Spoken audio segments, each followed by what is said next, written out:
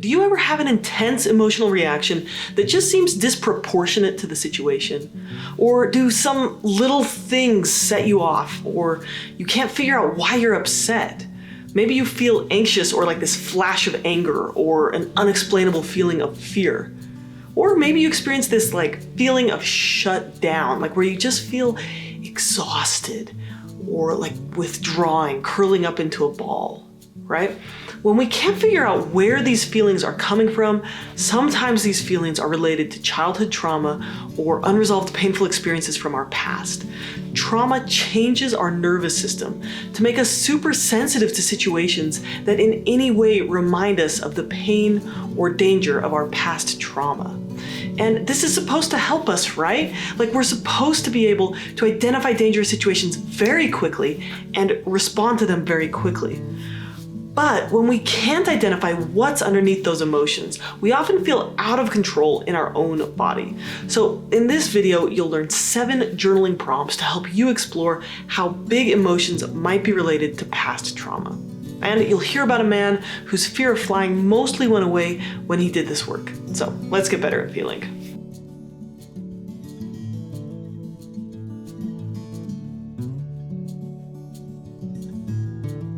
Okay, let me tell you the story of a man who walked through these questions with a therapist and it changed his life.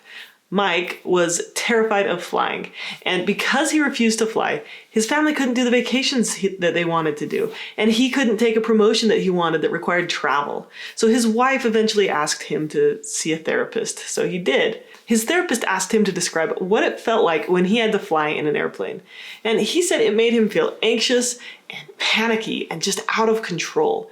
He told the story about how once he'd even demanded to be let off the plane like right as they were closing the doors. When the therapist asked him where he felt this in his body, he said that he felt like anxious, like his arms and hands were jittery and tense. He said that he felt sweaty, and he felt like he just needed to do something, like this urge to act. He couldn't just sit there. So then they explored when he remembered feeling these sensations, and he saw this image of himself as a 12-year-old boy. He described feeling like helpless, panicked, and he couldn't remember why. His therapist didn't say much, and she just let him sit with that feeling for a minute. So the man just sat there, and he thought about how he felt as a 12-year-old. And suddenly he remembered that was the year when his dad left the family. And when he left, he handed Mike, as a 12-year-old boy, a checkbook. And he said, "You know your mom is incompetent at handling money. I've written down all the bills that need to be paid, and it's your job to make sure that they get paid." And Mike realized when he was 12, had been put in this position where all the adults who were supposed to be in control couldn't be trusted. And the therapist asked, can you see any connection to what that has to do with flying? And Mike said, yeah, actually, I am terrified of trusting adults to keep me safe. I feel like I have to keep myself safe. And when I'm on a plane, I actually have to, trust the pilots and the flight attendants. So as he and his therapist continued to discuss and explore these fears, he was able to identify them and see what these feelings were really about. He was able to also see himself as an adult now and realize that the pilots were not the same as his parents. They were actually competent and trustworthy. He also saw himself differently. He wasn't that child anymore. He was a capable adult. So as he did this work, his fears of flying decreased immensely, and he was able to start traveling again for work and for fun.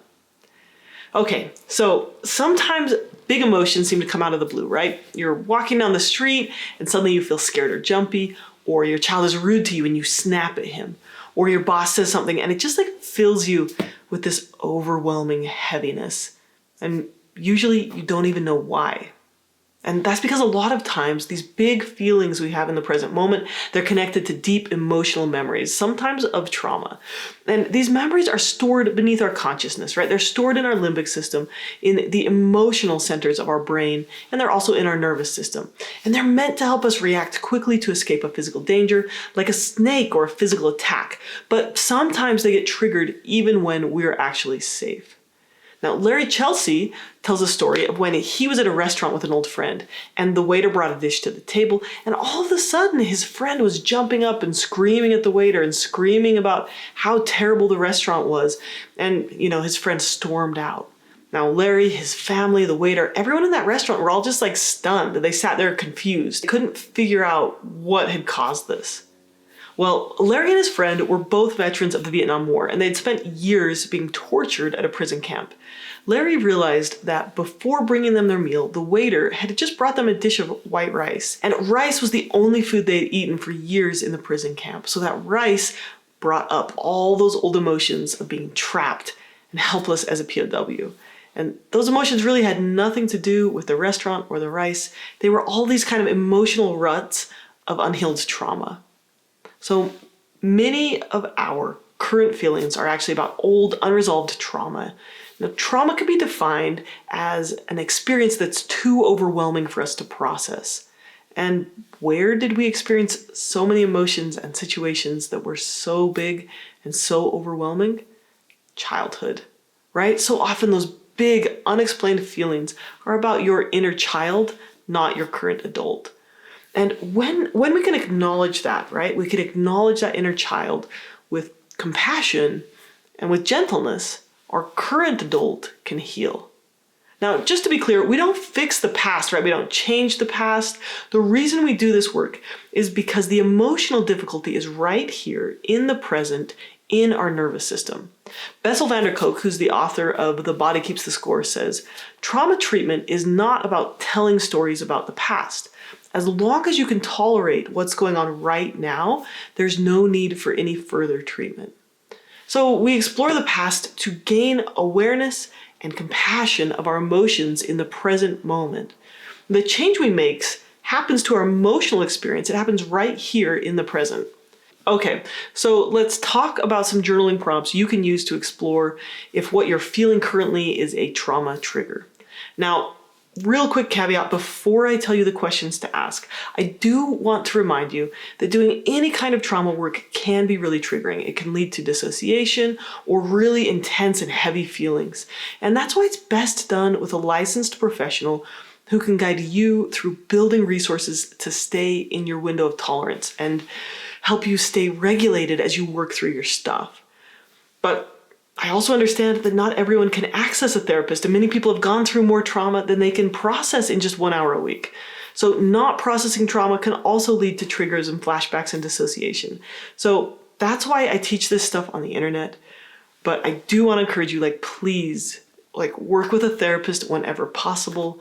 Be really gentle with yourself and just go really slow.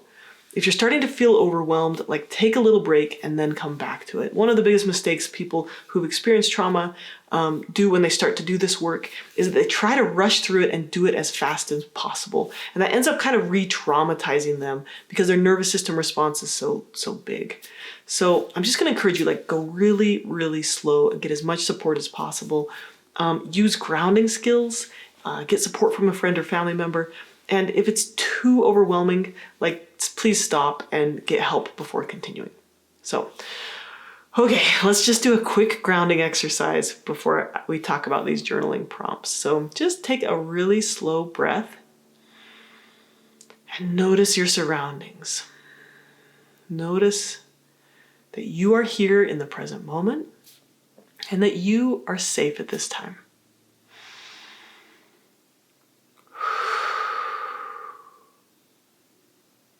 And then before you write, I'm going to encourage you, to consider sitting down with some comforting objects, right? Some calming music, a cup of hot cocoa. And the other thing I would encourage you to do is as you do this journaling, I encourage you to write it on paper instead of typing because again, that forces you to slow it down and kind of process as you go. It also makes things more concrete, which makes them more resolvable. Okay, so here are 6 questions you can ask yourself. And this is adapted from Margaret Wernberg's 10 Best Treatments for Anxiety. Question number 1. What do you feel in your body? And then describe that. Number 2, what is the earliest age you remember feeling these sensations? Number 3 is, can you create an image of yourself feeling these sensations? Even if it's just a little snapshot. What else were you doing or might you have been doing when you were feeling this way? And then next, who else might have been there? And then, is the current situation in any way similar? And then clarify, are these old feelings accurate for the current situation? So again, I want you to go through these slowly as you journal, and just remember, take a slow breath. Notice your surroundings, look around you. Remind yourself that you're safe enough right here and right now. And again, I want to emphasize, like, not all of the emotions we have right now stem from some unresolved trauma. Like, a lot of emotions have to do with what's going on biologically, or how we're thinking, how we're interpreting situations. But when our emotions are super disproportionate, when they're a lot bigger than a current situation, a lot of those interpretations stem from our experiences in the past where we felt unsafe. And when we reprocess those experiences from a state of safety as an adult with our resources and as we write about them, we can reinterpret them from a place of confidence and safety and create healing. And probably in the long run, we can become less emotionally reactive. I hope that helps. And if you'd like to learn more grounding skills and how to regulate your nervous system, please check out my free course. It's called Grounding Skills for Anxiety and PTSD. So thank you for watching, and take care.